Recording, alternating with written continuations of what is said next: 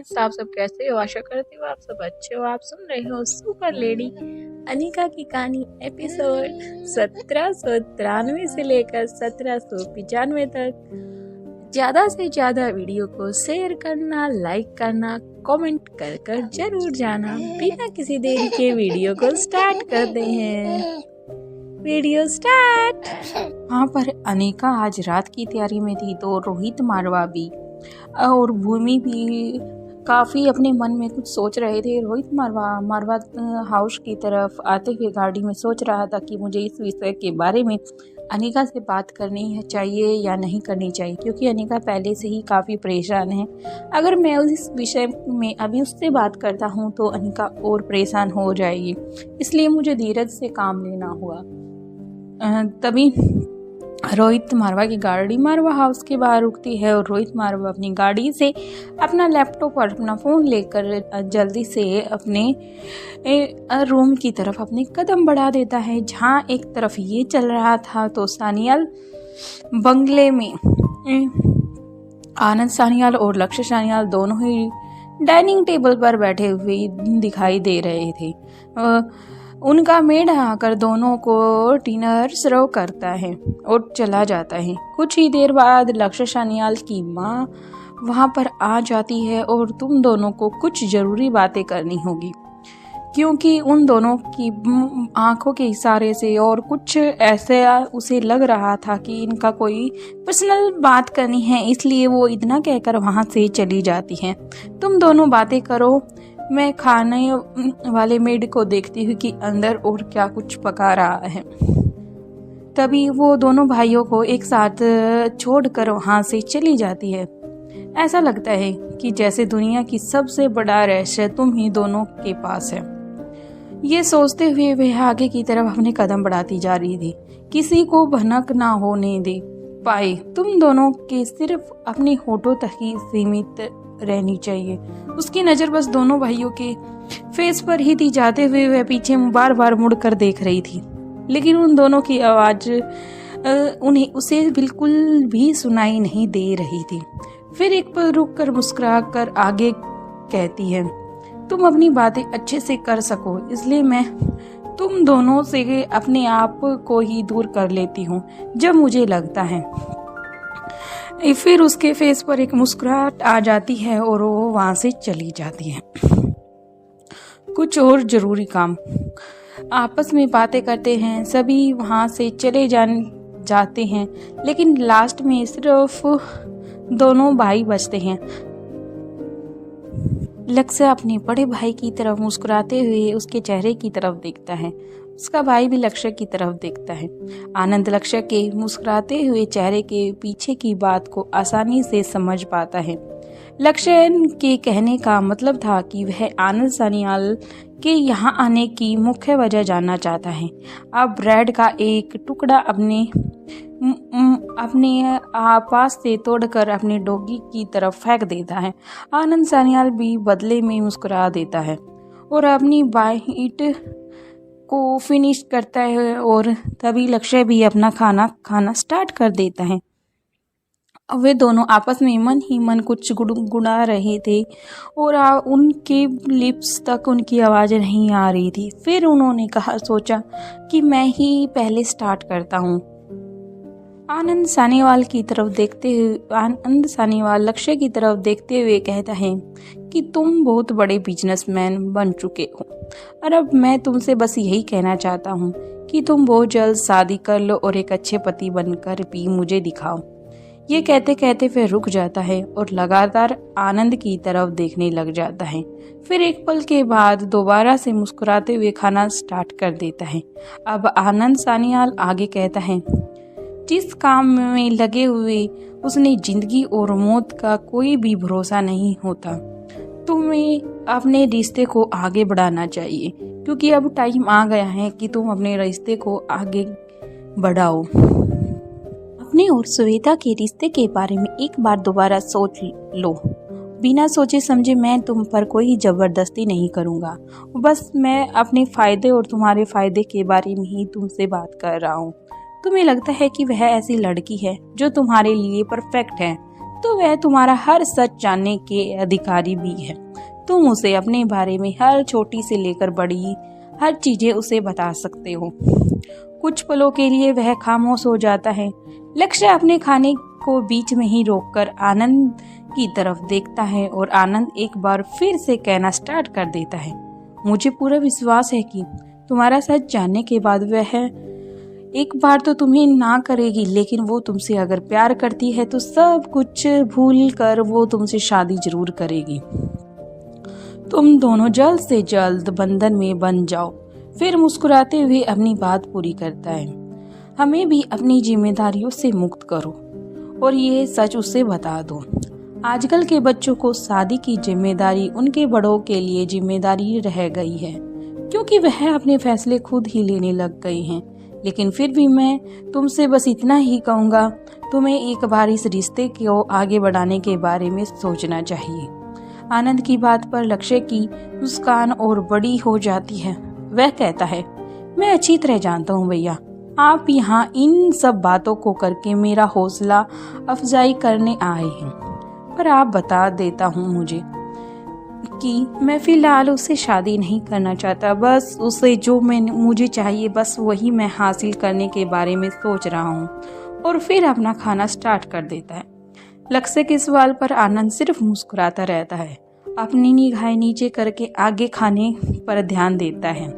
लक्ष्य को देखता है कि आनंद इसका जवाब नहीं देने वाला, तो वह आनंद की ओर दूसरा सवाल ताकता है, अच्छी बात है, अगर आप नहीं बताना चाहते कि कोई बात नहीं। आप ऐसा क्यों लगता है कि श्वेता को डिसीजन लेने के लिए मेरा सच जानना जरूरी है? इसके साथ साथ ही जरूरी बात यह है कि अचानक से इतनी जल्दी मैं उसे शादी के लिए प्रपोज करूं।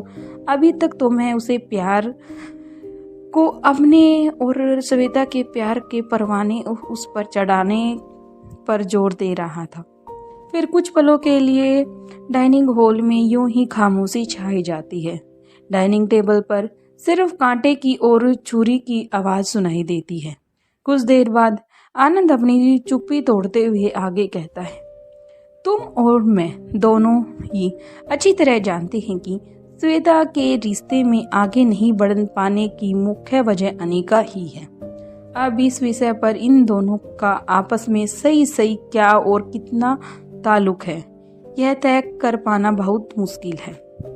लेकिन यह बिल्कुल स्पष्ट है कि अनिका की मेरे बारे में जो गलत धारणा है उसी का असर तुम दोनों के रिश्ते पर पड़ रहा है।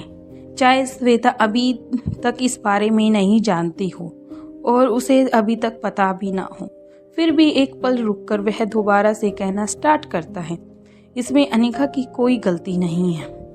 वह जो देखती है उसी पर विश्वास करेगी। जब तक वह मामले की तहकीकात तक पहुंचेगी तो उसे सच और झूठ के बारे में पता चल जाएगा। तब तक तुम दोनों का रिश्ते काफी दूर तक रह जाएगा। तुम दोनों एक दूसरे के दिलों से काफी दूर हो जाओगे।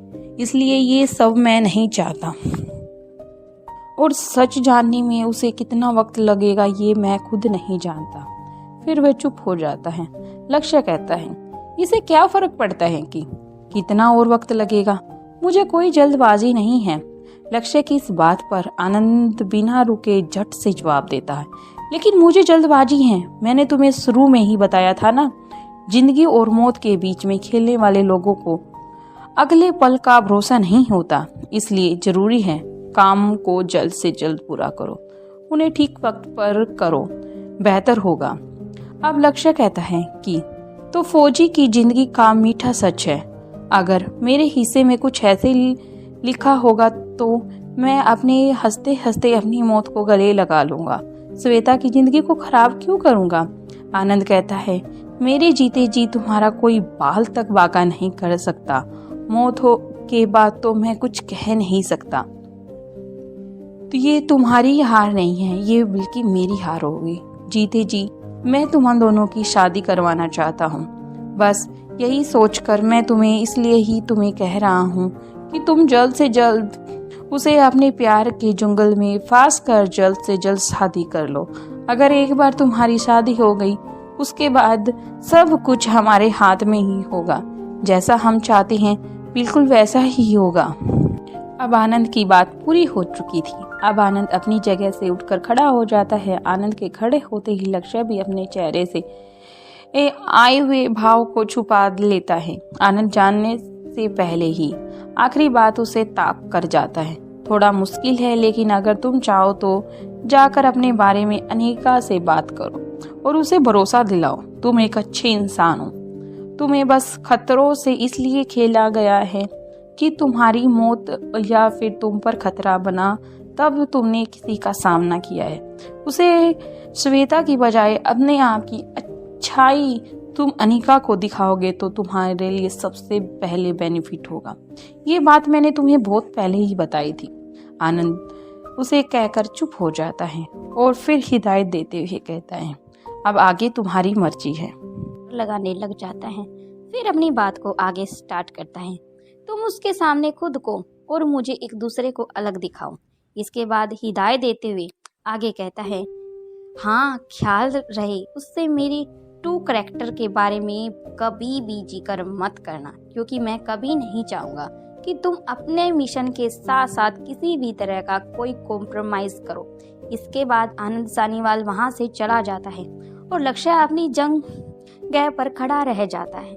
वह उसे जाते हुए देखता रहता है। आज आनंद का व्यवहार काफ़ी अलग रहा और दोनों भाइयों की तरह ही मिलने का ये आज का जो उन दोनों का मिलने का हाव भाव था काफ़ी अलग था। आज उसने उसके प्यार के पीछे का उसके गुस्से को भी देख लिया। लक्ष्य एक बार तो घबरा गया, फिर अपने आप को कंट्रोल करते हुए आराम से खड़ा रहता है। दूसरी तरफ कुटिल भास्कर और भूमि उनके साथ अब अर्जुन भी आ चुका था, उन दोनों को ज्वाइन कर लेता है, क्योंकि अर्जुन वहाँ पर किसी के साथ आया था। तो उन्होंने जब कुटिल और भूमि को देखा तो उन दोनों को ज्वाइन कर लिया। वो उनके पास आता है, अगर तुम दोनों को कोई तकलीफ ना हो क्या मैं तुम्हारे साथ बैठ सकता हूँ।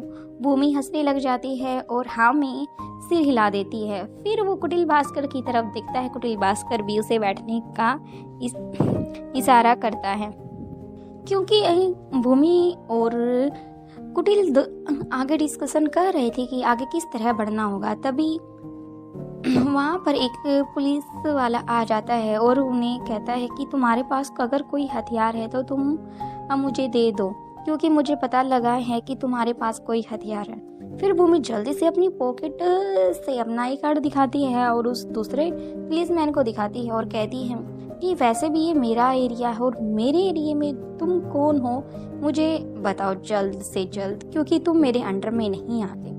फिर वो पुलिस वाला वहाँ से भागने की कोशिश करता है और फिर कुटिल भास्कर और अर्जुन उसके पीछे भाग पड़ते हैं। तभी उस पुलिस वाला एक गाड़ी के पास जाता है। वहाँ पर पहले से ही काफ़ी पुलिस वाले बैठे हुए थे। वो उनसे कुछ कहता है और जल्दी से वो अपनी पूरी फोर्स लेकर उस तरफ बढ़ जाते हैं जिस तरफ से वो पुलिस वाला भागकर आ रहा था। अब वो पुलिस वाला भी उनके साथ मिल जाता है और वहाँ पर सारे के सारे पहुँच जाते हैं। अपने हथियारों के साथ उन तीनों को वहाँ पर खड़ा करने के लिए बोलते हैं। तभी उनमें से एक पुलिस ऑफिसर कहता है, अपने हाथ ऊपर कर लो, हैंड जो हथियारों की जो तुम्हारे पास है उसे नीचे डाल दो। भूमि, अर्जुन सिंह और कुटिल तीनों एक दूसरे की तरफ देखने लग जाते हैं। वहीं पास में खड़ा समुख भी नजारा देख रहा था। पुलिस की चेतावनी सुनकर तीनों अपने हाथ ऊपर कर लेते हैं। तभी भूमि उस पुलिस ऑफिसर से कहती है, मुझे लगता है कि तुम्हें कोई गलत फहमी हुई है। क्या तुम बता सकते हो हमारा इस तरह से रास्ता रोकने का तुम्हारा क्या मतलब है और हमें ऐसे हथियार डालने के लिए तुम बोल रहे हो। पुलिस ऑफिसर जवाब देता है, गलत फहमी यंग लेडी आपको हुई है, क्योंकि आप मेरे एरिया में आई है और काफ़ी देर से मैं देख रहा हूँ तुम एक लड़की दो लड़कों से बातें कर रही है काफ़ी देर से, इसलिए मैं यहाँ पर आ गया। भूमि कुछ बोलने वाली थी, तभी वह पुलिस ऑफिसर अपना एक हाथ दिखाकर उसे चुप रहने का इशारा करता है। इसके बाद वह ऑफिसर अपने हथियार को संभालते हुए आगे कहता है, इस वक्त जिस तरह तुम सभी यहाँ हमारे हथियारों के सामने खड़े हो उसका सीधा मतलब यह है कि तुम तीनों हिरासत में लिए गए हो। अब बाकी की बातें पुलिस स्टेशन में होंगी। ऐसा कहकर वह पुलिस ऑफिसर उन तीनों को पलटकर अपने साथ चलने का इशारा करता है। सभी सम्मुख और आगे जाते हैं। इंस्पेक्टर को रोकते हुए कहता है, हेलो ऑफिसर। मैं इससे पहले सम्मुख अपना इंट्रोडक्शन देता, उससे पहले ही पुलिस ऑफिसर उसकी बात को बीच में ही रोक देता है और कहता है, आपको अपना परिचय देने का जरूरत नहीं है मिस्टर सम्मुख। आपको कौन नहीं हो जानता। आपने व्यवहार और सद्व्यवहार दोनों के बारे में काफ़ी फेमस हो। कई अचानक ऐसी जगह आपको मेरी क्या ज़रूरत पड़ गई। वैसे इस वक्त मैं एक बहुत ज़रूरी मिशन पर हूँ, इसलिए मेरे पास वक्त बहुत कम है, इसलिए जो आपको कहना है जल्दी जल्दी कहो। ऑफिसर ने यह बिल्कुल भी नहीं सोचा कि सम्मुख उसके पकड़े 3 अपराधियों के बारे में ही बात करने वाला है। उसे लगा कि शायद सम्मुख को उसकी अचानक की कोई ज़रूरत पड़ गई होगी। अब सम्मुख कहता है, क्या मैं आपसे 2 मिनट अकेले में बात करना चाहता हूँ प्लीज़। सम्मुख एक जानी मानी हस्ती था, उसकी बात टालने का ऑफिसर को ठीक नहीं लगा, इसलिए वह सम्मुख को पूछता है, क्या अभी। सम्मुख बदले में अपनी गर्दन हाँ में हिला देता है, हिलाकर जवाब देता है, हाँ अभी। इसके बाद वह ऑफिसर सम्मुख के साथ एक और चला जाता है। सम्मुख कहता है, क्या मैं जानना सकता हूँ कि मामला क्या है। आप इस तरह इन तीनों को गैर बंदी बनाकर क्यों लेकर जा रहे हो। फिर ऑफिसर सोचता है, अपने मन में ही सोचता है कि वो इन तीनों के प्रति अपने आप को क्यों जोड़ने की कोशिश कर रहा है और इस केस में इतनी रुचि क्यों ले रहा है। लेकिन फिर भी वह बात को आगे बढ़ाते हुए सम्मुख से कहता है, आपकी बात टालना मेरे लिए अच्छा नहीं होगा, लेकिन फिर भी कुछ भी बताने से पहले आपसे जरूरी पूछना चाहता हूँ कि आपकी इस मामले में क्या दिलचस्पी है। इस पर सम्मुख कहता है कि इसमें से एक मेरी पुरानी दोस्त है और वह इंडिया पुलिस की ऑफिसर भी है। उसकी काबिलियत तो ईमानदारी सब जगह फैली हुई है और वह स्पेशल एजेंट भी है। सॉरी फ्रेंड्स, अभी बिजी हूँ तो इसलिए next video upload next part में करूँगी।